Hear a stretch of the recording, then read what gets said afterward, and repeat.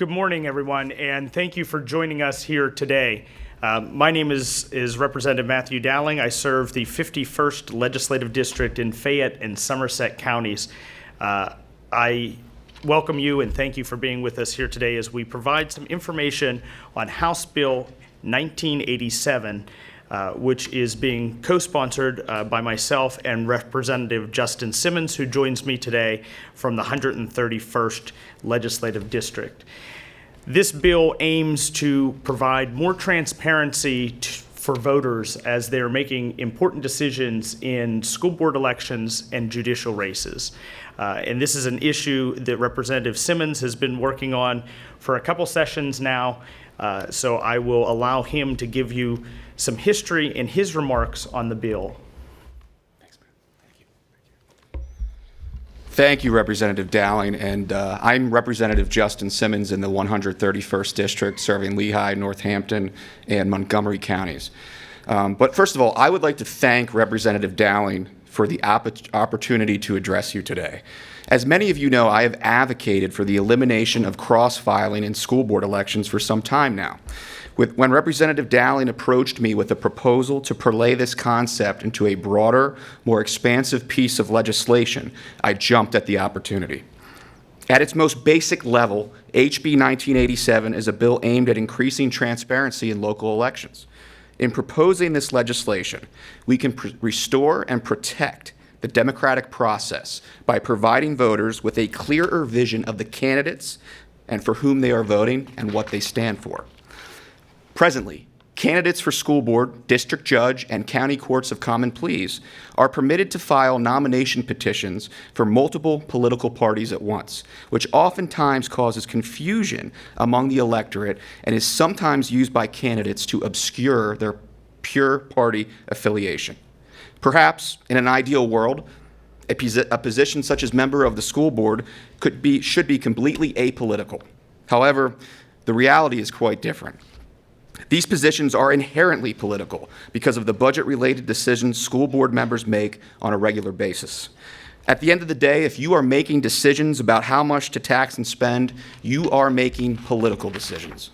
Similarly, this standard applies to judicial nominees as well, when it comes to topics such as redistricting, where past and present party affiliations can inform their judicial philosophy. With this bill, Representative Dowling and I aim to provide greater choice to the voters of the Commonwealth by helping them to know who it is they are actually electing. I hope that our colleagues in the House will stand up with us in support of this measure. Thank you. Thank you, Representative Simmons.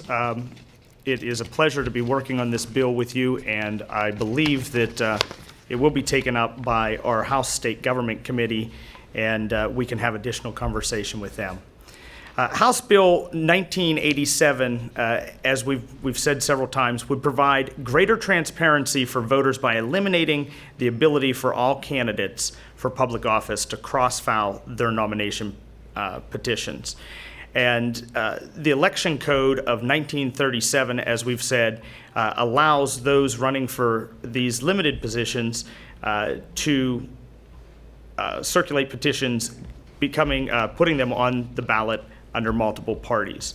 I think we've seen now more than ever in our judicial races the fact that there are partisan decisions being made, and we aim to allow the voters that clarity on what political party members are part of.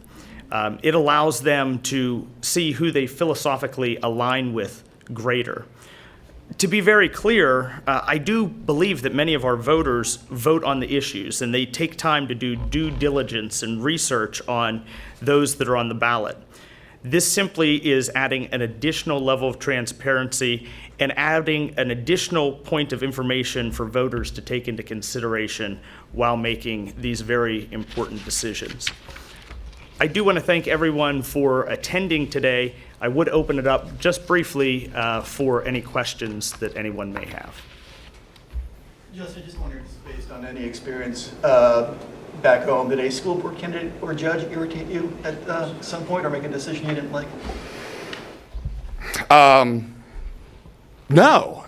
Basically, what happened is I had many members of my community come up to me who signed a nominating petition of someone who was a Democrat, a far-left Democrat, and they were kind of masquerading as a Republican. And a lot of people were very confused by the process. And I think we are kidding ourselves, John, if we don't think that there isn't politics and partisanship in everything nowadays. Maybe 20, 30 years ago that wasn't the case, but today you can't even watch a football game without politics being brought up. It's human nature, it's the times we live in, and I think that at this point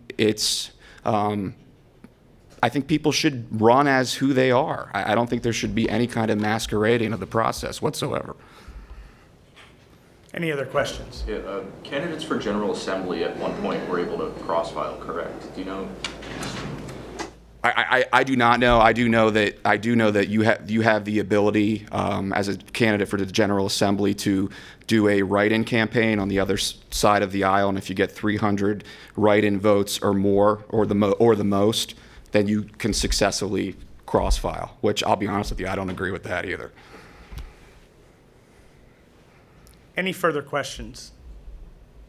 Yes. Representative, you said, is this now in state government or you? It is now in the state government committee. It has not been caucused or taken up for a vote as of this time. But we have been working with Chairman Garth Everett on the bill, and he has indicated to us that he is supportive of this initiative. Any other questions this morning? Okay, well, we thank you very much for your time and being with us this morning. Thank you. Thank you.